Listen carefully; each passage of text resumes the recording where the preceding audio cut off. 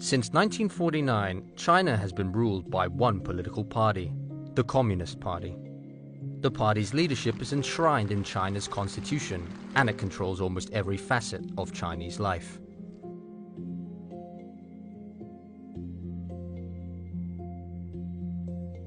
The party is organized like a pyramid.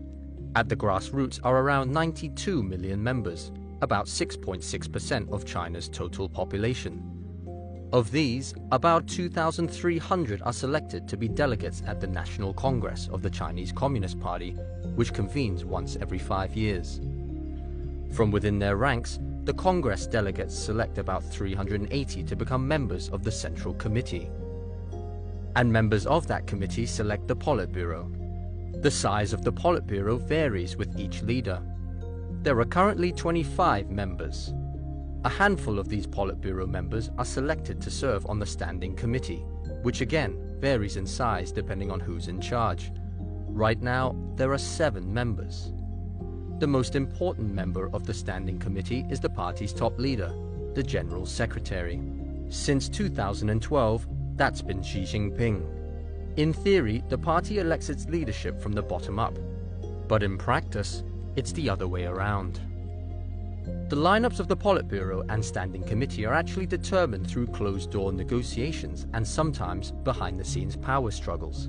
Although their power has faded in recent years, party elders have traditionally played a large role in determining who gets a coveted seat, and their election is seen as a formality.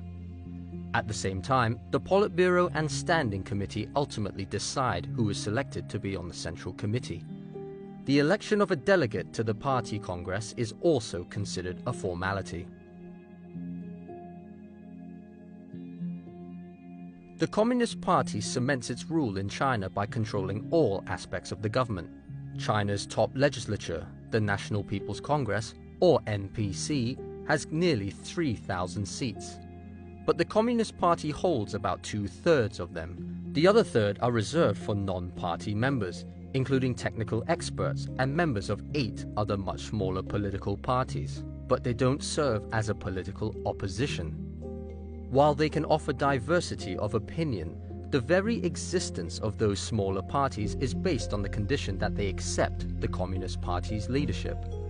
That means there is effectively no official political opposition in China's law-making body and no organized opposition movement in Chinese society. Some Politburo members are also state leaders and ministers in charge of government bodies that officially report to the National People's Congress. The NPC has the right to direct and review the work of these organizations, but the reality is that such authority is more of a rubber stamp in nature than a real supervisory power. The State Council, which is tasked with enacting national policy and supervising all government departments, is led by the Chinese Premier, who is also a member of the Politburo Standing Committee. The Central Military Commission is chaired by the party's General Secretary, giving the Communist Party direct leadership over the world's biggest military.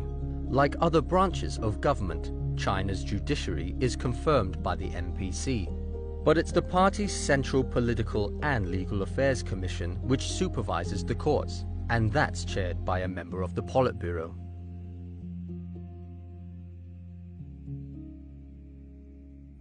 At least on paper, the Communist Party operates on the principles of democratic centralism. That means policies are discussed, debated, and then voted on in a democratic way. But everyone must accept and follow the result, not work against it. What's not transparent is exactly how democratic this process is.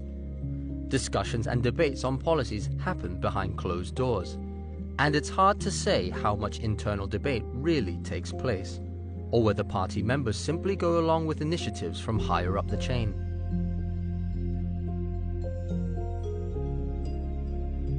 Loyalty and stability are essential to the party's leadership. They say that without those factors, development isn't possible. As a result, the party does its best to control public opinion. Mainstream media is used to promote party policies. Everything from encouraging people to abide by coronavirus social distancing guidelines to the number of children they can have. The internet and social media are heavily censored through China's Great Firewall and an army of censors who police the web, removing politically sensitive or subversive content. China blocks sites like Facebook and Twitter, while allowing access to Chinese-made and controlled sites like Weibo.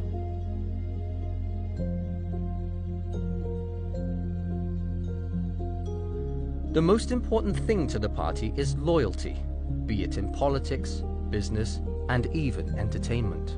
The Central Commission for Disciplinary Inspection enforces allegiance from within the party's ranks by maintaining discipline and adherence to party doctrine, increasingly through rule by law. Both inside and outside the party, people deemed to have been disloyal, including many activists, have been silenced, detained, placed under house arrest, or thrown into prison. Some disappeared for months or years before it was known what happened to them.